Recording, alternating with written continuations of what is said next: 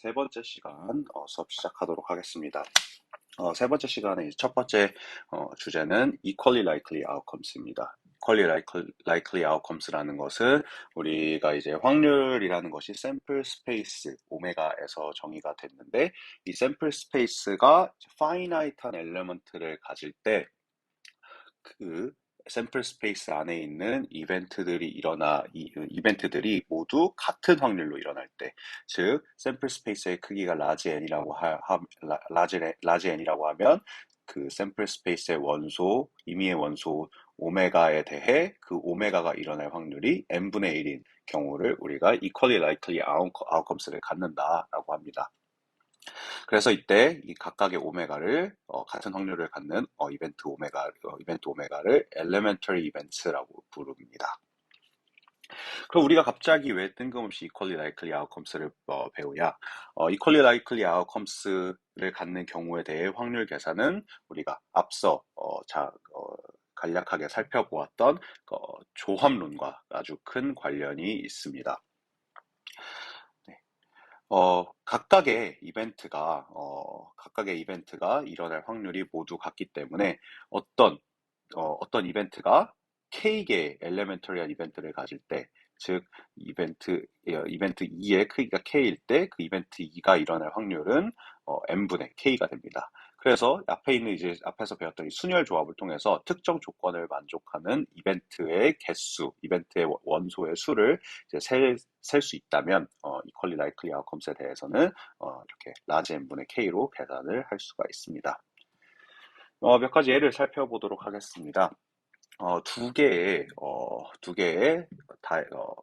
주사위를 던졌을 때, 두 주사위에 나타난 숫자의 합이 7이 될 확률을 구하고 싶을 때, 이를 어떻게 하면 될지 살펴보도록 하겠습니다.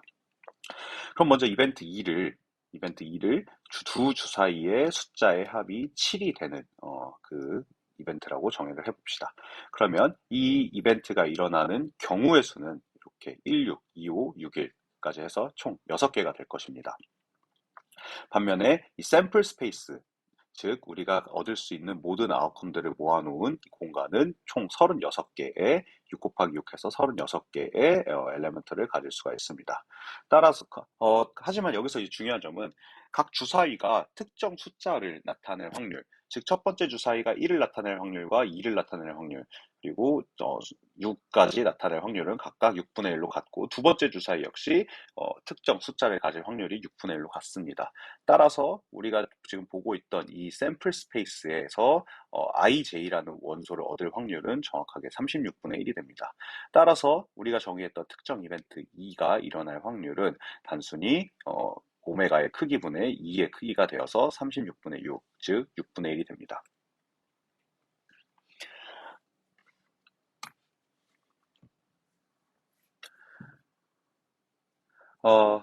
그리고 뿐만 아니라 어떤 확률 문제를 품에 있어서 다양한 방식이 존재할 수 있는데요.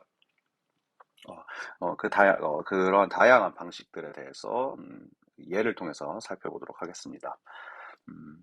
어떤 그 도자기에 6개의 빨간 공과 다 구분이 되지 않는 6개의 빨간 공과 5개의 파란 공이 들어있다라고 했을 때, 우리는 3개의 공을 임의로 추출을 할 것입니다. 이때 우리는 정확히 하나의 빨간 공과 2개의 파란 공을 이제 구하고 싶은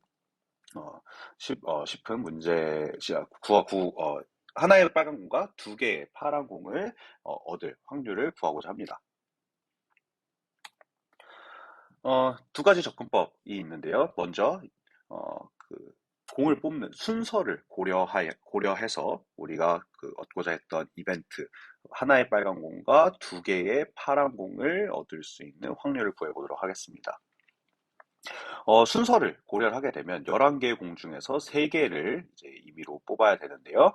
이는 11팩토리얼분의 8팩토리얼이 됩니다. 즉 11 곱하기 10 곱하기 9가 되겠죠.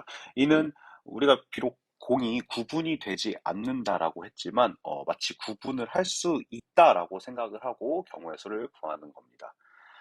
그런 다음에 하나의 빨간 공과 두 개의 파란 공을 뽑을 확률을 뽑는 경우의 수를 카운팅을 해야 되는데요. 먼저 우리가 얻을 수 있는 경우의 그 상황은 총 세 가지가 되겠죠. 빨간 거, 파란 거, 파란 거, 파란 거, 빨간 거, 파란 거, 그리고 파란 거, 파란 거, 빨간 거를 빨간 거를 얻을 수가 있습니다. 그래서 첫 번째, 빨간 거, 파란 거, 파란 걸 얻을 경우의 수는 빨간 공을 뽑는 경우의 수는 6개, 그리고 두 개의 파란 공을 뽑는 경우의 수는 5개 곱하기, 그리고 하나가 이미 뽑혔으므로 4개가 됩니다. 그래서 6 곱하기 5 곱하기 4가 빨강, 파랑, 파랑의 시퀀스를 얻을 경우의 수가 되겠습니다. 파랑, 빨강, 파랑은 비슷한 방법으로 파란 걸 뽑을 경우의 수 5개, 그리고 빨간 거 6개, 그리고 파란 거는 이미 5개에서 하나의 파란 공을 뽑았으므로 4개. 같은 방식으로 파랑, 파랑, 빨강의 순서로 얻을 경우의 수도 5 곱하기 4 곱하기 6을 이제 얻게 되고요. 따라서 우리가 고려하고 있는 이벤트 빨강, 파랑, 파랑을 얻는 경우의 수는 이 모든 공들이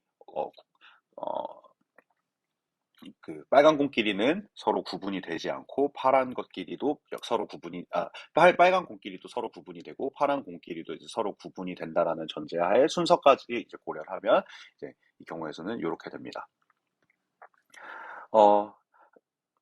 그런데 이 공들이 사실 모두 동등한 확률로 뽑히기 때문에 각 이벤트 2에서 각각의 이벤트가 일어날 확률은 11 곱하기 10 곱하기 9분의 1이 되어서 이 total probability는 전체 이벤트의 크기분의 전체 샘플 스페이스의 크기분의 이벤트의 크기가 되겠습니다. 그래서 11분의 4가 됩니다. 이를 우리가 순서를 고려를 하지 않고도 확률을 구해줄 수가 있는데요. 사실 우리는 11개의 공 중에서 3개를 임의로 뽑고 빨간 공끼리는 구분을 하지 않고 파란 공끼리도 구분을 하지 않기 때문에 이제 이 순서를 고려하지 않고 확률을 계산하는 것이 더 맞는 접근법이 되겠죠. 그래서 이제 순서를 고려하지 않고 3개의 공을 임의로 뽑는 샘플 스페이스는 총 11 콤비네이션 3, 11개 중에서 3개를 임의로 뽑는 경우의 수가 되겠죠. 11 콤비네이션 3 해서 6분의 11 곱하기 10 곱하기 9개의 원소를 갖게 됩니다.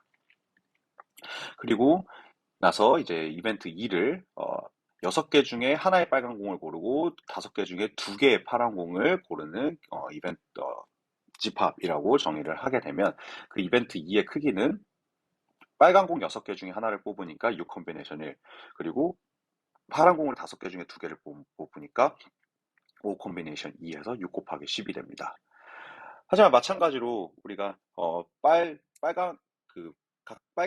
빨간 공을 뽑을 확률과 파란 공을 뽑을 확률이 모두 동등하기 때문에 이 샘플 스페이스에 있는 이벤트들이 모두 동등한 확률을 갖게 됩니다. 이는 이 샘플 스페이스의 원소들이 이제 엘레멘터리한 이벤트가 되겠죠. 그래서 마찬가지로 전체 그 샘플 스페이스의 크기분의 우리가 보고 있는 이벤트의 샘플 스페이스의 크기가 우리가 찾는 확률이 되고 11 콤비네이션 3분의 6 곱하기 10을 해서 11분의 4가 됩니다.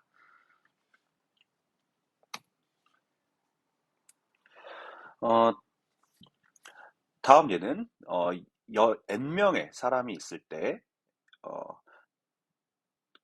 어느 두 사람도 생일이 겹치지 않을 확률을 구하는 문제입니다.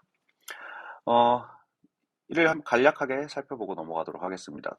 사실 1년은 365개 이제 날이 있기 때문에 만약에 사람 수가 이 날수보다 많으면, 즉 366 이상이면 반드시 적어도 두 사람의 생일은 일치하겠죠. 따라서 n이 365보다 크면 우리가 찾는 확률은 0이 됩니다. 반면에 n이 365보다 작은 경우에는 우리가 다루는 샘플 스페이스는 365의 n승이 되겠죠. 왜냐하면 첫 번째 사람도 사람을 이제 1번부터 n번까지 사람이 있다라고 하면 첫 번째 사람이 가질 수 있는 생일의 가지수는 365개고 두 번째 사람도 365. 그래서 이미 i번째 사람이 가질 수 있는 생일의 가지수는 365이기 때문에 우리가 고려하는 샘플 스페이스는 365의 n승이 됩니다. 그리고 나서 이제 이벤트 2를 어느 누구도 사람 생일이 겹치지 않는 이벤트라고 생일이 겹치지 않는 원소들을 모아놓은 것을 우리의 이벤트라고 한다면 첫 번째 사람이 가질 수 있는 생일의 이벤트 2의 크기는 첫 번째 사람이 가질 수 있는 생일의 가지수 365, 이제 두 번째 사람은 첫 번째 사람과 생일이 달라야 되니까 3 곱하기 364 해서 365 빼기 n 플러스 1까지 곱한 이 숫자만큼의 원소를 가지게 됩니다. 따라서 365 팩토리얼을 365 빼기 n 팩토리얼로 나눈 것이 이벤트 2의 크기가 되겠죠. 그래서 이를 이제 마찬가지로 각각의 사람이 특정 생일을 가질 확률이 365분의 1로 같기 때문에 이 역시도 equally likely outcomes를 갖는 상황이 이제 되므로 우리가 찾고자 했던 확률, 어느 누구도 사람 생일이 겹치지 않을 확률은 샘플 스페이스의 크기분의 우리가 고려하고 있는 이벤트의 크기가 되어서 위와 같이 주어집니다. 그래서 얘는 당연히 사람이 많으면 많을수록 그 확률이 낮아지겠죠. 그래서 얘는 11대 대략 90% 이상, 88%의 확률로 88%의 확률로 어느 누구의 생일도 겹치지 않으나 이제 n이 이제 100명이 되면 그 확률이 굉장히 희박해진다는 것을 이제 계산을 통해서 확인을 할 수가 있습니다.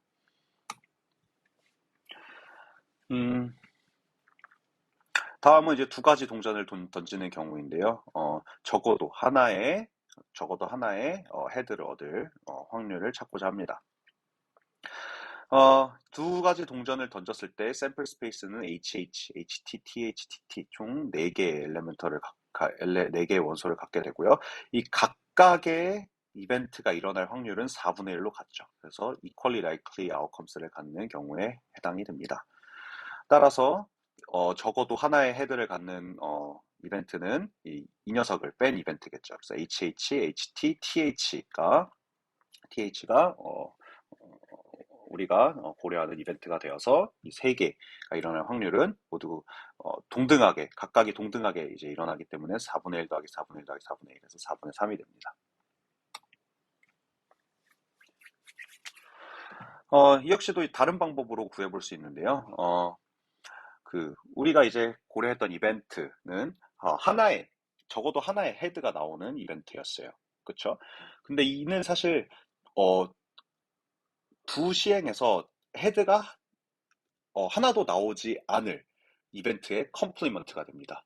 그렇죠?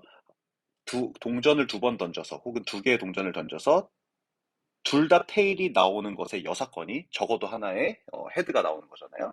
그래서 이제 헤드가 나오지 않는 이벤트로 정의를 한다면 이제 G가 일어날 확률은 4분의 1이 돼서 G의 컴플리먼트, G의 컴, 어, G, 아, 그 헤드가 하나도 나오지 않을 확률이 이제 4분의 1이기 때문에 이제 G의 컴플리먼트는 4분의 3이 됩니다. 그래서 잘못됐죠. 이게 G의 컴플리먼트고요. 얘가 G가 됩니다. 그리고 마지막으로 포함 배제 원리, Inclusion Exclusion Principle을 사용을 해서도 확률을 구해줄 수가 있는데요. 이를 첫 번째 코인이 헤드를 나타내는 이벤트, 그리고 F를 두 번째 코인이 헤드를 나타내는 이벤트라고 한다면 우리가 찾고자 하는 이벤트는 E 유니온 F로 표현을 할 수가 있죠. E 유니온 F는 E 혹은 F가 일어나는 이벤트잖아요. 그래서 둘 중에 하나의 둘 중에 하나의 동전에서 헤드가 나올 이벤트를 나타내게 됩니다. 그래서 E 유니온 F는 E, F, 그리고 빼기 E와 F가 동시에 일어나는 확률인데요. 이제 첫 번째 동전이 앞면이 나올 이벤트는 두 번째에 뭐가 나오든 상관없기 때문에 이 확률은 2분의 1이 되고 얘도 2분의 1이 됩니다.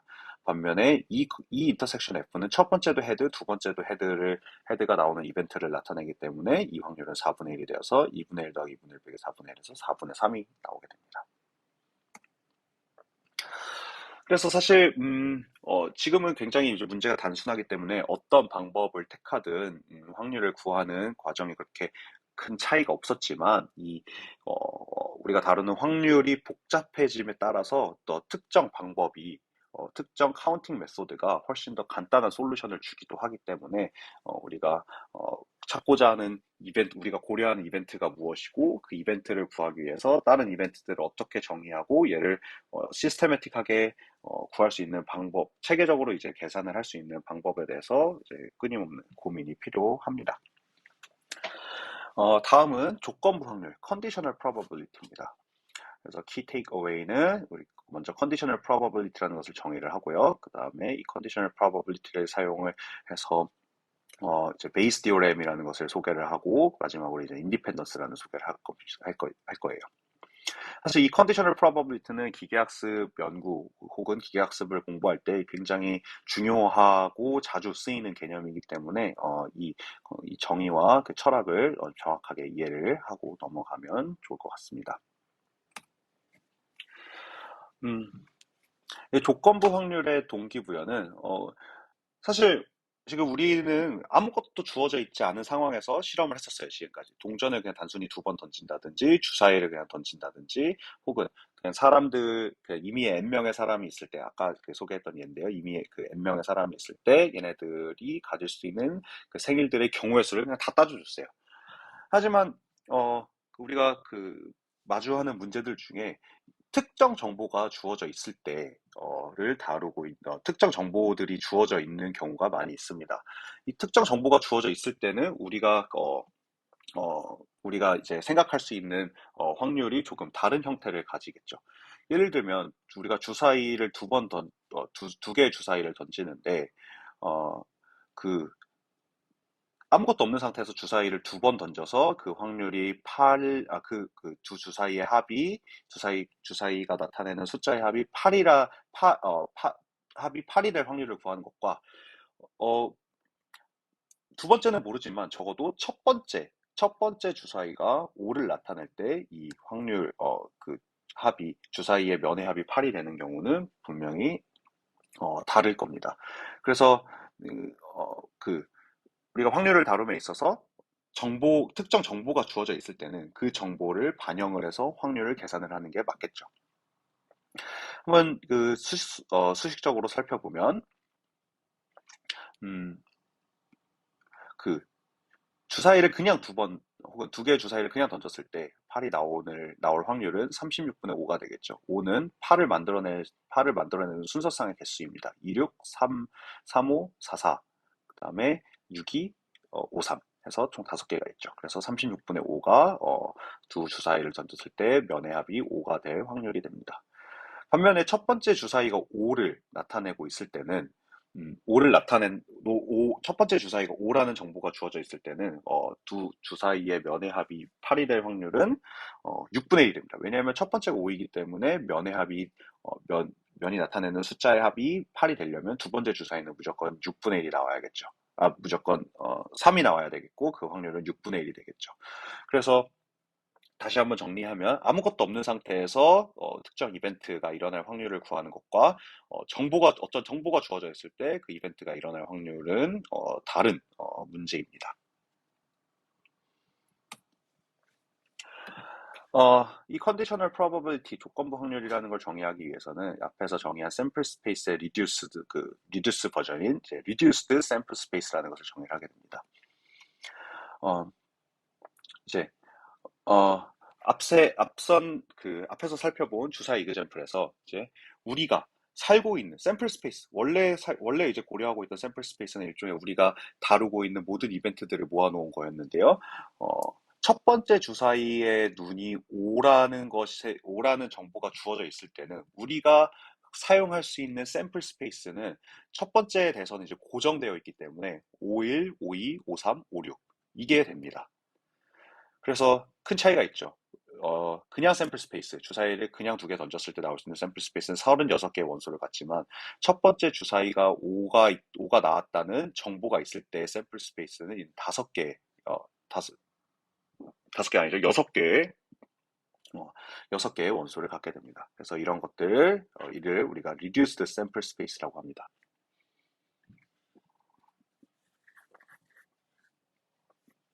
자, 그럼 이제 conditional probability를 정의를 해보도록 하겠습니다. 그래서 F를 그 양의 확률을 갖는 이벤트라고 한다 하면 어, 그 F가 일어났을 때 어떤 특정 이벤트 E가 일어날 확률은 E 기분 F로 표기하고 얘를 어떻게 정의하냐면 E와 F가 동시에 일어날 확률을 F가 일어날 확률로 나눔으로써 정의를 합니다.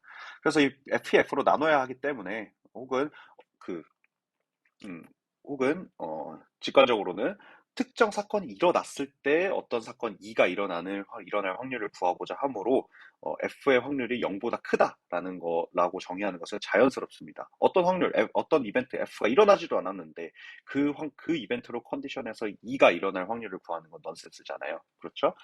그래서 이제 직관적으로 그렇게 되고 이 정의와도 이제 일맥상통하게 되죠. 왜냐하면 PF가 0이면 우리가 PF로 나눠줄 수가 없잖아요. 다시 앞선 예의 우리의 컨디셔널 프로버비티 정의를 사용을 해보면 PF는 6분의 1이고요. E와 F가 동시에 일어나는 거. 즉 F가 뭐죠? F가 앞면이 1이 나오는 그 reduced sample space잖아요. 그리고 E는 그 두 면의 합이 8이 되는 이벤트고요. 그래서 그 두 이벤트가 동시에 일어날 확률은 36분의 1이 되겠죠. 왜냐하면 첫 번째 주사위가 5가 나오고 두 번째 주사위가 3이 나와야 되잖아요. 그래서 6분의 1분의 36분의 1이 돼서 6분의 1이 됩니다.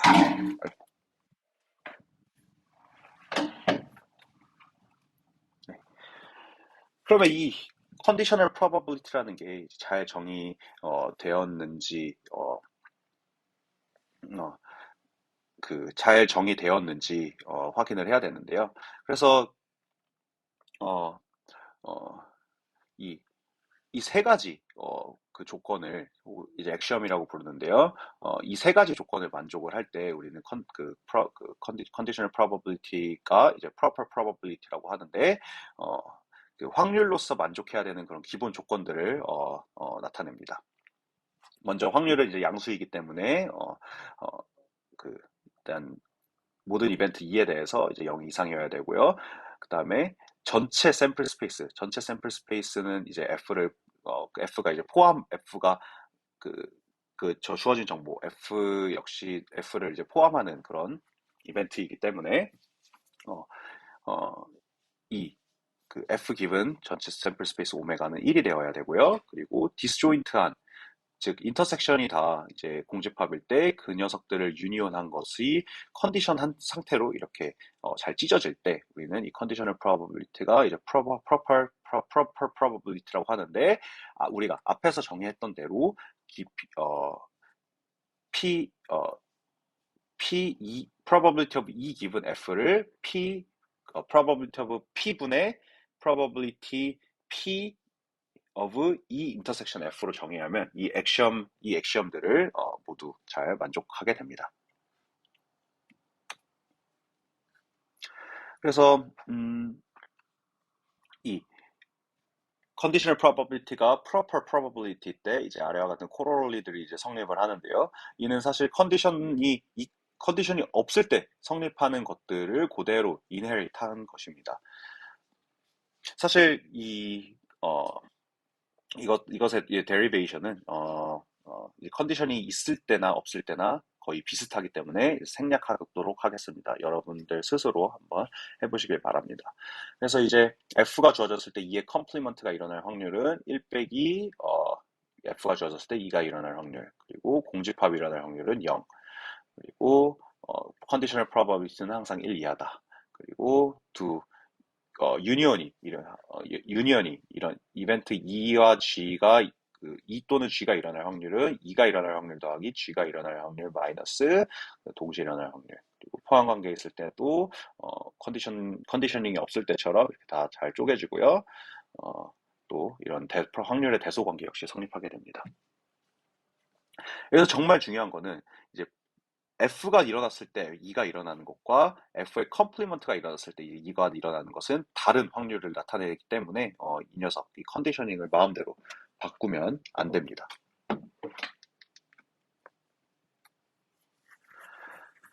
다음은 멀티플리케이션 룰인데요. 어, 그 주어진 n개 이벤트 이 i에 대해서 이 i들의 인터섹션이 일어날 확률은 E1이 일어날 확률 곱하기 E2 컨디션드 E1 곱하기 E3 컨디션드 E1, E1, E2 해서 EN 컨디션드 E1부터 EN 빼기 1까지 일어날 이벤트가 됩니다. 이 증명은 이제 굉장히 간단합니다. 첫 번째를 이제 보면 이 정의에 의해서 E2 기분 E1은 E2 인터섹션 E1 이런 E2 인터섹션 E1이 일어날 확률을 E1으로 일어날 E1이 일어날 확률로 나눠주게 되죠. 그래서 이 E1이 일어날 확률이 두 번째를 이제 풀었었을 때 나오는 분모 E1과 이제 캔슬 아웃이 돼서 이 두 개를 계산하면 E1과 E2가 일어날 E1 인터섹션 위드 E2가 일어날 확률이 됩니다. 그리고 이 연쇄적으로 이제 얘도 이제 정의대로 이제 풀었으면 E1, E2, E3가 일어날 확률을 E1, E2가 일어날 확률로 나누게 되죠. 근데 이제 앞에서 E1, E2가 일어날 확률이 있었잖아요. 그래서 마찬가지로 E1, E2가 일어날 확률이 서로 캔슬 아웃이 돼서 이렇게 세 개를 곱하면 E1, E2, E3가 일어날 확률이 됩니다. 그래서 연쇄적으로 이제 하게 되면 이제 이 관계를 쉽게 확인할 수가 있습니다. 네.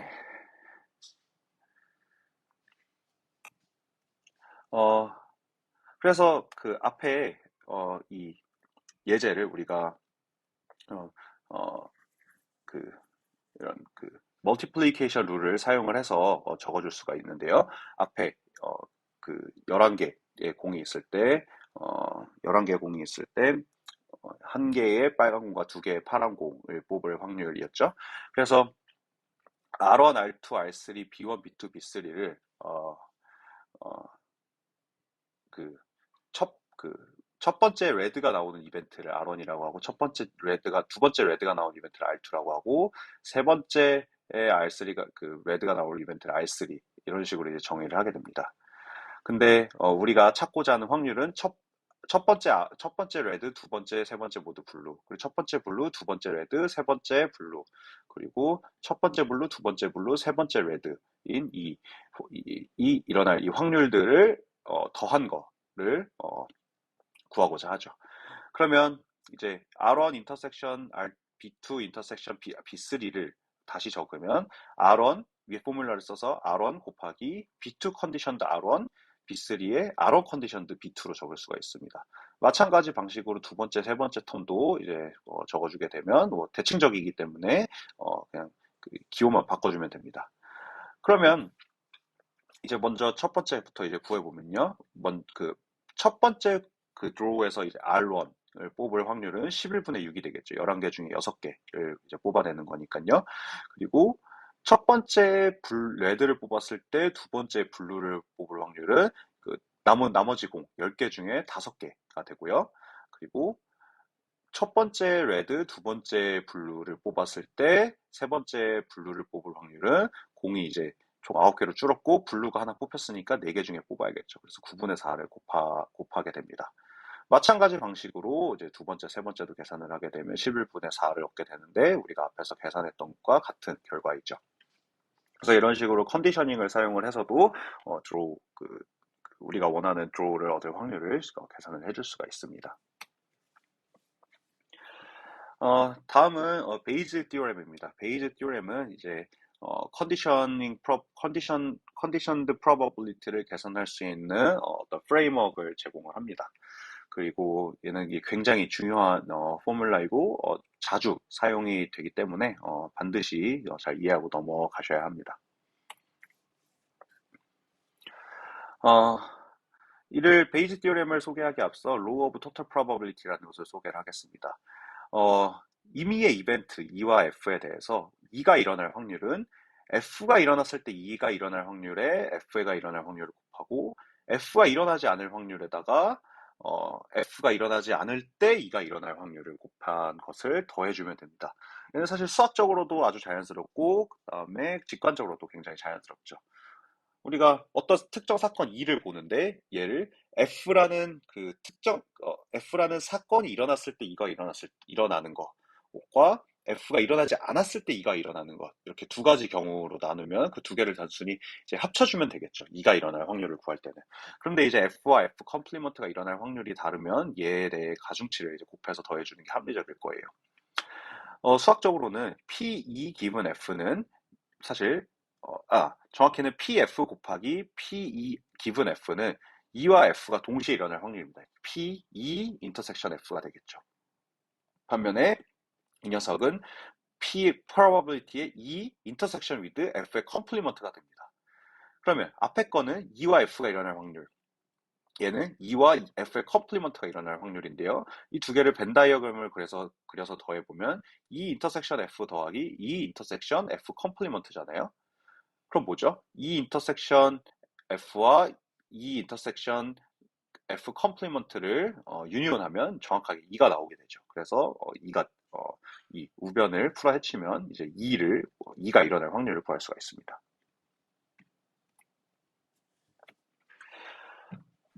이 Law of Total Probability를 어떤 식으로 활용을 할 수 있을지에 대해서 살펴보겠습니다. 보험회사에서 우리가 통계를 가지고 있는데 30%의 보험 가입자들은 다음 연도에 0.4의 확률로 사고를 겪을 수 있다라는 데이터를 이제 가지고 있고, 나머지 70%의 확률은 다음 연도에 0.2%의 0.2라는 확률로 사고를 겪는다라는 정보를 가지고 있다라고 해봅시다. 이 모델에 따라 우리는 다음 연도에 그 특정 어떤 사람이 그 사고를 겪을 확률을 계산하고자 합니다. 이 확률을 구할 때 이벤트를 잘 정의를 해줘야 되는데요. 우리가 이벤트 F를 새로운 커스터머가 그 액시던트 프론인 그 클래스에 있을 사고를 잘 당하는 그런 사고를 잘 당하는 클래스에 있을 이벤트라고 하고요. A25를 그 새로운 고객이 다음 연도 2015년도에 사고를 당하는 이벤트라고 해봅시다. 그래서 액시던트 프론 클래스에 속할 이 이벤트는 그 새로운 커스터머가 액시던트 프론 클래스에 속할 그 확률은 0.3이고요. 그 클래스 액시던트 프론이라는 그 사고가 잘 일어나는 클래스에 속했을 때 사고를 겪을 확률은 0.4가 됩니다. 그렇죠? 여기서 보면 이제 30%의 확률로 액시던트 프론 클래스에 있고 나머지 70%는 액시던트 프론이 아닌 클래스에 있다라고 했잖아요. 70% 확률로 액시던트 프론이 아닐 클래스에 있다라고 했기 때문에 그 액시던트 프론 클래스에 있을 확률 0.3 그리고 액시던트 프론이 아닐 확률은 0.7이 되겠죠. 그리고 액시던트 프론이 아닐 때 사고를 겪을 확률은 이제 0.2라는 그 정보를 우리가 가지고 있으므로 새로운 고객이 사고를 겪을 그 확률은 앞에 Law of Total Probability를 사용을 해서 액시던트 프론 클래스로 컨디셔닝 한 것과 액시던트 프론이 아닌 클래스로 컨디셔닝 했을 때로 쪼개줄 수 있고요. 액시던트 프론 클래스 했을 때 이 사고를 겪을 확률 0.4 그리고 액시던트 프론 클래스에 있을 확률 0.3을 곱하고 0.2 곱하기 0.7 마찬가지로 0.2 곱하기 0.7을 해서 이제 두 확률을 더하면 0.26 그렇게 됩니다. 그래서 사실 굉장히 자연스럽죠. 30%의 사람이 0.4의 확률로 사고를 겪고요. 70% 사람이 0.2의 확률로 사고를 겪으면 어떤 랜덤한 사람이 사고를 겪을 확률을 0.2와 0.3, 0.2와 0.4 사이에 있는 값이 되겠죠. 그래서 이는 사실 3대 7로 이제 가중치 평균을 낸 것과 정확하게 같습니다. 네. 그리고 이제 베이스 디오렘을 소개하기 앞서 우리 또 그 중요한 개념이 파티션이라는 것을 소개를 하는데요. 파티션은 뭐냐면 샘플 스페이스 오메가를 이제 쪼개는 겁니다. 오메가가 수없이 많은 혹은 파이나이트한 그런 원소들로 이루어져 있을 텐데 얘를 구획화하는 것입니다. 그래서 그 우리가 FI들을 다 유니온했을 때 전체 집합이 되고 각각의 교집합이 공집합일 때 이런 FI들을 파티션이라고 합니다. 얘는 유한계가 되든 무한계가 되든 상관없고 어, 음, 이 조건만 만족하기만 하면 우리는 파티션이라고 부릅니다. 그래서 이 파티션에 대해서 혹은 이제 뒤에서 이제 complete system이라는 이제 표현을 쓸 텐데요. complete system과 이제 파티션은 정확하게 같은 뜻입니다. 그래서 파티션 이 파티션에 대해서 2라는 이벤트가 일어날 확률은 각 파티션의 그 각각의 파티션으로 그 컨디셔닝 된 그런 probability의 그 파티션이 일어날 확률을 다 곱해서 더해 나가면 됩니다. 이 증명 역시도 앞에 그 두 개의 경우와 정확하게 일치합니다. 어떤 식으로 보여줄 수 있냐면 이 probability를 그냥 계산할 수 있죠. 이 probability는 이 intersection with fi예요. 그러면 사실 이 intersection with fi는 이 fi들이 일어날 확률들을 다 더하는 건데 이 intersection with fi는 fi들이 서로 mutually disjoint이기 때문에 그냥 얘네들을 단순히 이 확률을 이제 더하는 것은 이 intersection fi들을 유니온한 확률을 구하는 것과 같습니다. 그래서 이 인터섹션 FI들을 유니온하면 FI들을 유니온했을 때 전체 샘플 스페이스가 나오기 때문에 이 오른쪽 확률은 이벤트 2가 일어날 확률과 같게 됩니다. 그럼 이제 베이즈 티어렘은 뭐냐면 그 임의의 두 이벤트에 대해서 F 기분 2를 우리가 이런 식으로 이제 컨디셔닝을 순서를 바꾼 확률에 대해서 표현을 해줄 수가 있다는 겁니다. 그래서 이제 이런 레프레젠테이션을 갖는데요. 이 증명은 그냥 수학적으로는 그냥 전개하면 됩니다. 얘를 전개하면 이제 좌변과 우변이 같다라는 것을 쉽게 볼 수 있고요. 이 두 개에 대해서, 이 F에 대해서 우리가 이런 베이즈 티오렘을 유도하는 것과 정확하게 같은 방식으로 컴플리트 시스템에 대해서도 이제 베이즈 티오렘을 이제 유도를 할 수가 있습니다. 그래서 파티션이 있을 때 샘플 스페이스에서 파티션이 있을 때 그 파티션 2가 일어났을 때 어떤 특정 파티션이 일어날 확률은 이런 식으로 표현이 됩니다. 한번 손으로 각자 전개해 보세요. 시간 관계상 자세한 데리베이션을 스킵하도록 하겠습니다. 네. 그래서 아까 그 인슈런스 문제로 이제 돌아가서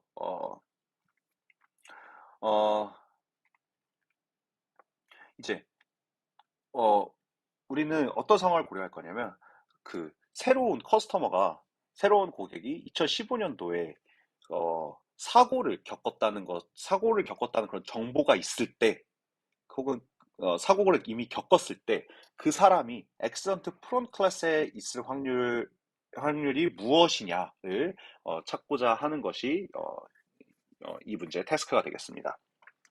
그래서 사실 사고가 일어났을 때 그 사람이 엑셀런트 프론 클래스에 있었냐, 엑셀런트 프론이 아닌 클래스에 있었냐를 알고 싶은 겁니다.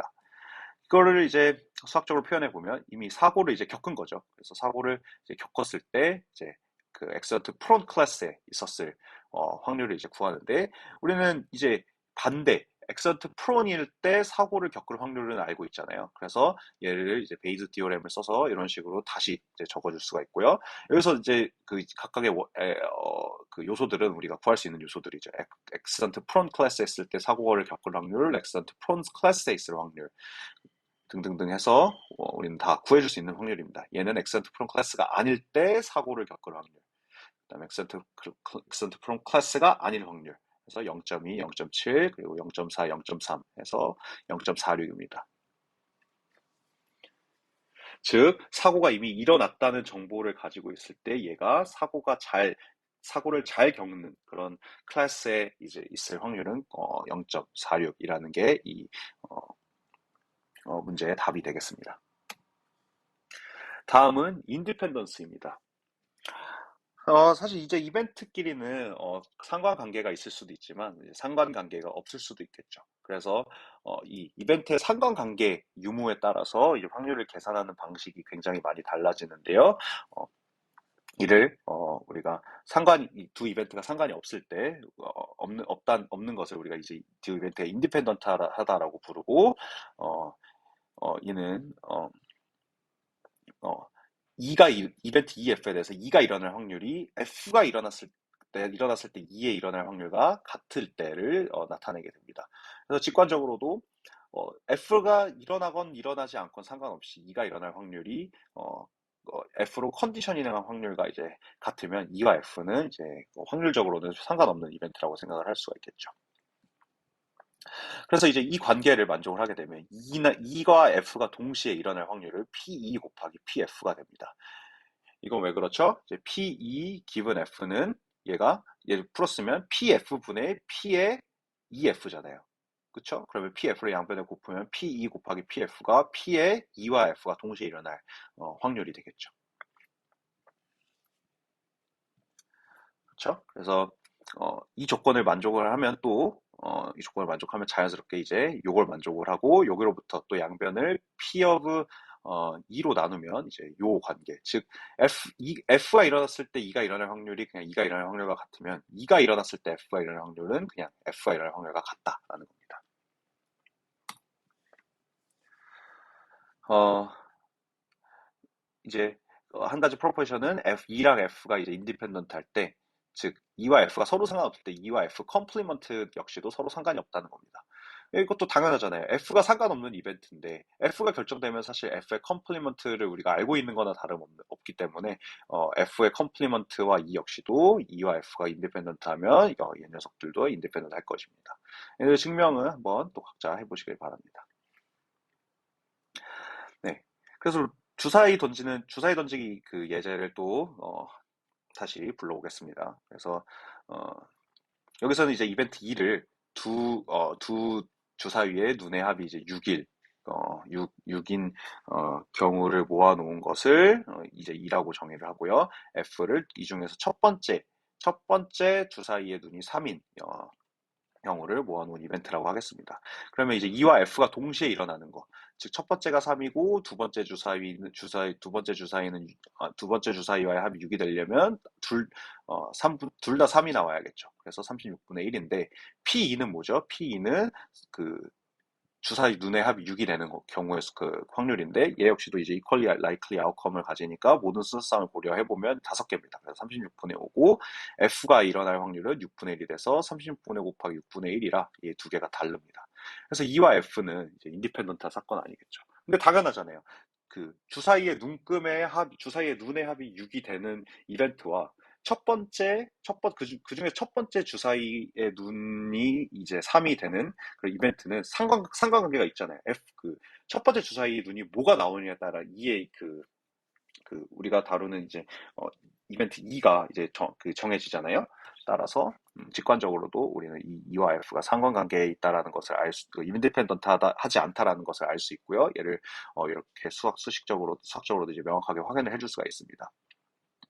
하지만 때로는 이 인디펜던스와 우리가 직관적으로 생각하는 인디펜던스와 이런 데피니션으로부터는 인디펜던스가 상이할 수 있기 때문에 떤 사건들이 인디펜던트하다라는 것을 따져줄 때는 반드시 이런 식으로 익스펜션을 해서 따져주어야 합니다. 네. 예를 들면 이제 이런 경우입니다. 어, 이벤트 2를 주사위 눈의 합이 이제 7이 되는 경우를 모아놓은 거고, F가 첫 번째 주사위가 3을 나타내는 경우들을 이제 모아놓은 건데요. 그러면 2와 F가 일어날 확률 36분의 1이고요. 그렇잖아요. 처음에 3이 나오면 두 번째 무조건 4가 나와야 두 눈의 합이 7이 될 거 아니에요. 근데 얘는 2가 일어날 확률 곱하기 P가 일어날 확률을 곱한 것과 같습니다. 왜냐하면 2가 일어날 확률, 즉 두 눈의 합이 7이 될 확률은 36분의 6이고, 그 다음에 얘도 역시도 이제 그 순서상의 개수를 세보면 6개입니다. 그리고 첫 번째 눈이 3이 나올 확률은 6분의 1이 돼서 두 개를 곱하면 정확하게 36분의 1이 됩니다. 그래서 직관적으로도 첫 번째 주사위의 눈이 3이 나오는 것과 그다음에 두 주사위의 눈의 합이 7이 되는 이 이벤트는 서로 영향을 특히 F가 이제 2에 혹은 2가 F에 모두 영향을 줄 것 같은데 어, 어, by definition에 의하면 이 두 개는 인디펜던트한 사건입니다. 또 이 컨디셔닝을 통해서 확인을 해줄 수도 있는데요. 이제 첫 번째 주사위가 3이 나왔을 때 2가 나올 그 나온 이벤트는 첫 번째 주사위가 3이 나오면 두 번째 주사위 무조건 4가 나와야 되기 때문에 6분의 1이고 얘는 두 주사위의 눈의 합이 7이 되는 그 경우의 수가 6개이기 때문에 6분의 1이 되죠. 또한 두 주사위 눈의 합이 이제 7일 때 첫 번째 주사위가 3이 되는 것은 이 순서상을 모두 나열해 보면 총 reduced sample space는 6개의 원소를 갖고 그 중에서 정확하게 하나의 경우에 대해서만 첫 번째 주사위의 눈이 3이기 때문에 이렇게 확인을 해줄 수가 있습니다. 네. 그리고 이를 이제 여러 가지 이벤트에 대해서 EFG라는 세 개의 이벤트에 대해서도 E와 F, EG, 그다음 FG 이 각각의 페어에 대해서도 인디펜던스를 따져줄 수 있는데요. E와 F가 인디펜던트하고 E와 G가 인디펜던트하고 F와 G가 인디펜던트 할 때 우리는 얘네들을 페어와이즈 인디펜던트한 이벤트들이다라고 합니다. 이 경우도 이제 앞에와 거의 비슷하기 때문에 잘 따져 보시면 되겠고요. 네.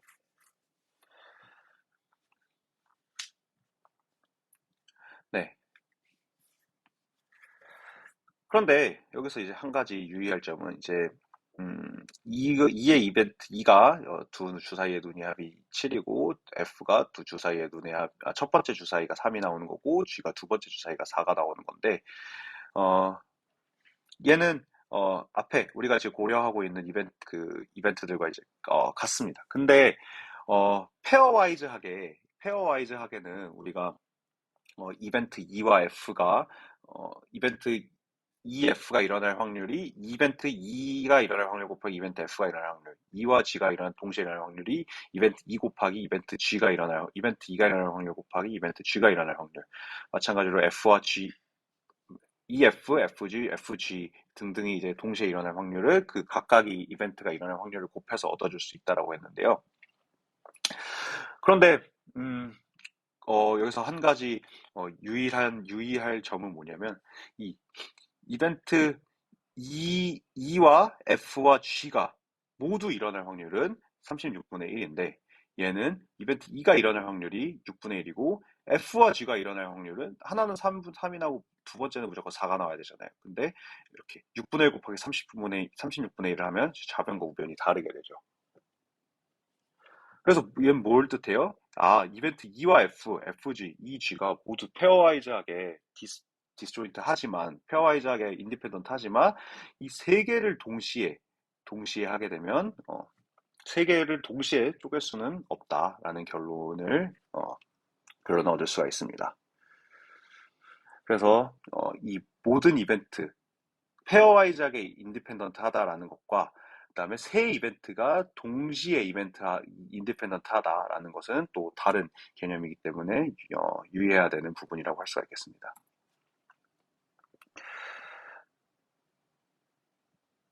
그래서 어, 이미 세 개 이벤트에 대해서 얘네들이 서로 인디펜던트 하려면 어, 뮤추얼 인디펜던트 하다라는 것의 의미는 각 여기 중에서 두 개를 뽑았을 때도 다 인디펜던트하고 세 개를 다 뽑았을 때도 이렇게 확률을 세 개로 쪼개줄 수 있을 때 얘네들을 비로소 EFG를 뮤추얼 인디펜던트하다라고 합니다. 그래서 단순히 얘를 지운 이 세 개의 조건만 가지고서는 뮤추얼 인디펜던스를 따지면 안 되고 얘네들이 진짜 본질적으로 그 인디펜던트한 이벤트들이다라고 얘기를 해주기 위해서는 이 세 개의 이벤트 모두에 대해서도 이렇게 쪼갤 수 있어야 됩니다.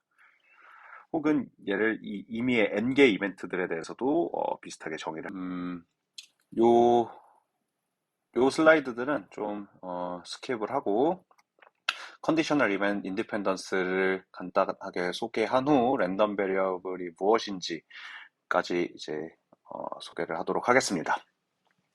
어,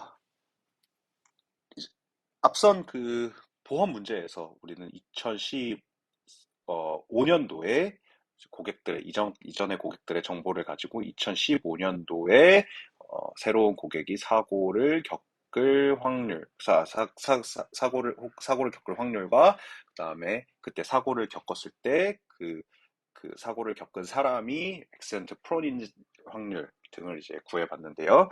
다음은 이제 2015년도에 어떤 사람이 사고를 겪었을 때 그 사람이 다시 2016년도에 다시 한번 사고를 겪을 확률을 구해보도록 하겠습니다. 그래서 2016년도에 사고를 겪는 이벤트를 A16이라고 표기하고요. 일관성 있게. 그다음에 이를 2015년도에 사고를 겪었던 그런 사고를 겪는 이벤트 A2015로 컨디셔닝 했을 때 이 확률을 구해보도록 하겠습니다.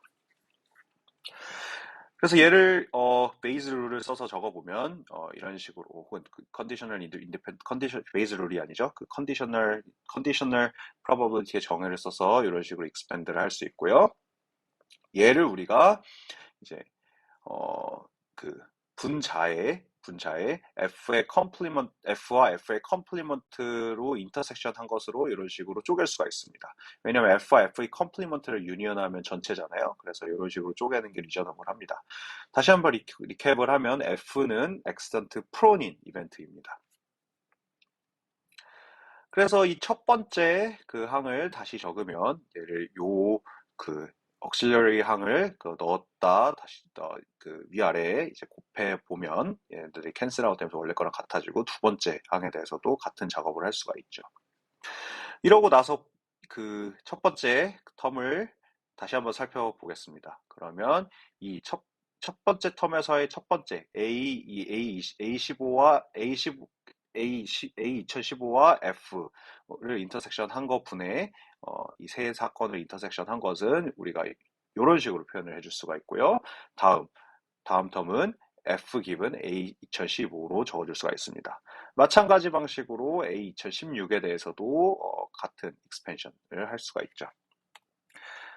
따라서 A 2015가 일어났을 때 A 2016이 일어날 확률은 F라는 추가 이벤트를 넣어서 F와 F의 컴플리먼트 부분으로 쪼개는 이런 컨디셔널 로우 오브 토탈 프로버빌리티라는 앞에서 살펴보았던 로우 오브 토탈 프로버빌리티와 유사한 프로퍼티를 갖게 됩니다. 여기서 중요한 점은 컨디셔널 인디펜던스입니다. 이는 뭐냐면 엑시던트 프론인 사람이 2015년도에 사고를 겪었을 때 2016년도에 사고를 겪을 확률은 사실 2015년도에 사고를 겪는 유무와는 상관이 없다는 겁니다. 이 사람의 성향이 사고를 겪었다고 바뀌진 않잖아요. 물론 이제 사고를 한번 겪으면 심리적으로 위축이 돼서 뭐 좀 더 조심히 운전을 해서 엑시던트 프론이었던 사람이 프론이 아니게 되고 그럴 수 있지만 그런 효과들을 이제 모두 무시하면 한번 엑시던트 프론인 사람은 계속 엑시던트 프론입니다. 따라서 엑시던트 프론 2015년도의 사고의 유무와는 상관없이 어, 상관없이 엑시던트 2016년도에 사고가 일어나기 때문에 A2016 given F와 같은 확률을 갖게 됩니다. 마찬가지로 A2016년을 A2015와 F의 컴플리먼트로 컨디셔닝을 해도 이 녀석은 A2016 given F 컴플리먼트가 됩니다. 그래서 이러한 성질을 새로운 여기 첫 번째 식만 보면 여기 A2015를 컨디셔닝으로 같이 인터섹션으로 넣느냐 유무에 상관없이 그 확률이 같잖아요. 이런 걸 우리가 컨디셔널 인디펜던스라고 부릅니다. 원래 인디펜던스는 하나 가지고만 했었잖아요. 하나의 컨디셔닝을 가지고만 했었는데 컨디셔닝 인디펜던스는 이런 식으로 두 개에 대해서 정의를 하게 됩니다. 그래서 이 성질에 의해서 앞에서 우리가 유도한 식을 이어서 적으면 이런 결과를 얻게 되고요. 따라서 0.29를 얻게 됩니다. 네. 다음은 디스크릿 랜덤 베리어블인데 사실 굉장히 중요한 챕터이지만 시간 관계상 이 디스크릿 랜덤 베리어블의 철학에 대해서만 간단하게 설명을 하겠습니다. 그 이후에 뭐 디스크릿 랜덤 베리어블이라든지 컨티뉴어스 랜덤 베리어블 그리고 잘 알려진 분포들은 여러분들이 그래도 한 번쯤은 공부해 봤을 것이라고 생각이 되어 여러분들의 그 자율 학습에 맡기겠습니다. 이 렉처 슬라이드가 굉장히 셀프 컨테인드 하기 때문에 여러분들이 충분히 쫓아올 수 있을 거라고 생각이 듭니다. 그리고 제가 스킵한 부분에 대해서 질문이 있으면 이메일로 언제든지 연락을 하시면 되겠습니다. 그래서 랜덤 베리어블이라는 것은 랜덤 베리어블이라는 것은 어, 수학적으로 엄밀하게 이야기를 하면 샘플 스페이스에서 그 리얼 넘버로 가는 함수입니다. 우리 샘플 스페이스의 예로 그 샘플 스페이스가 뭐였죠? 우리가 손 위에 가지고 있는 이벤트들의 모임이었잖아요. 동전을 한 번 던지면 헤드 그리고 테일 이 녀석들이 샘플 스페이스의 원소였어요. 동전을 두 번 던지면 헤드 헤드, 헤드 테일, 테일 헤드, 그다음에 테일 테일 등이 샘플 스페이스의 원소들이었습니다. 이러한 원소들에서 우리는 숫자를 매핑을 시켜줄 수가 있어요. 가령 동전 던지기를 시행을 해서 헤드의 개수를 카운팅 하겠다. 그러면 어, 아웃컴들, 샘플 스페이스가 가지고 있는 이벤트에서 헤드의 개수를 카운팅을 하게 됩니다. 따라서 HH라는 이벤트에는 2를 대응시키고 HT에는 1을 대응시키고 TH도 1을 대응시키고 TT는 0을 대응시키는 함수를 생각을 할 수가 있겠죠. 그래서 이런 함수들, 이벤트들에서 정의되는 그냥 함수들을 우리는 다 랜덤 베리어블이라고 부르게 됩니다. 그럼 이 랜덤 베리어블이 좋은 점이 뭐냐면 사실 랜덤 베리어블 x를 이벤트의 헤드의 개수를 카운팅하는 것이라고 정의를 하게 되면 이제 x는 1이다라는 것은 x는 1이다를 통해서 우리가 헤드가 1인 이벤트들을 전부 다 모아놓을 수 있게 되죠. 그래서 이런 수학적 그 간결성을 가져다 주게 되기 때문에 이 랜덤 베리어블은 굉장히 유용하게 사용이 됩니다. 그래서 앞에서 방금 이야기했던 예에 어떻게 보면 이제 동전 3개 던지기 버전인데요. 동전을 3번 던져 3개 혹은 3번 던져서 나오는 아웃컴은 총 8개인데 x를 헤드의 개수를 카운트하는 함수라고 정의를 하면 TTT는 0, 이 녀석들은 다 1, 이 녀석들은 다 2, 이 녀석들은 3이 됩니다. 그래서 랜덤 베리어블 x는 사실 0, 1, 2, 3이라는 값만 가질 수 있고요. 심지어는 0에 대응되는 확률은 8분의 1, 1에 대응되는 값이 8분의 3, 2에 대응되는 확률값이 8분의 3, 3에 대응되는 확률값이 8분의 1이 됩니다. 따라서 우리는 헤드의 개수가 뭐 하나인 이벤트가 일어날 확률을 구하겠다. 라면 단순히 P의 x는 1이라고 굉장히 컴팩트하게 표현을 해줄 수가 있습니다. 그래서 x는 1일, 이 이벤트 x는 1이다 라는 것은 우리가 이렇게 길게 써야 했던 거였는데 이렇게 간단하게 표기할 수 있고요. 이 확률이 8분의 3이 됩니다. 그래서 이 모든 랜덤 컨티뉴어스 랜덤 베리어블이든 디스크리트 랜덤 베리어블이든 이 출발은 다 이런 랜덤 베리어블은 이벤트에서 리얼 넘버로 가는 함수다가 되겠습니다. 그래서 이 개념을 정확하게 알고 다시 한번 디스크리트 랜덤 베리어블과 컨티뉴어스 랜덤 베리어블을 바라보게 되면 훨씬 더 얘가 이 확률과 랜덤 베리어블이라는 이 시스템이 굉장히 체계적으로 만들어졌구나라는 것을 깨달을 수 있을 것입니다. 그래서 이제 랜덤 베리어블 x가 디스크리트한 값을 갖는 경우를 우리가 디스크리트 랜덤 베리어블이라고 부르고 얘가 컨티뉴어스한 값을 갖는 경우를 컨티뉴어스 랜덤 베리어블이라고 부르는데 사실 본질적으로는 같습니다. 그래서 그래서 이제 이 뒤에 내용들은 제가 오늘 수업을 진행을 하진 않을 건데요. 시험은 어디까지 낼 예정이냐면 이 컨티뉴어스 랜덤 베리어블의 노멀 디스트리뷰션까지 내도록 하겠습니다. 그래서 이 density, memory list property, symmetry, linear transformation, normal, 네, transformation까지 하죠. 그래서 joint distribution은 사실 여러분들에게 이제 혼자 공부하라고 하기에는 조금 무리가 있는 것 같고요. 여기까지 transformation, 슬라이드 172까지 공부를 하시면 되겠습니다. 네, 수고 많으셨습니다.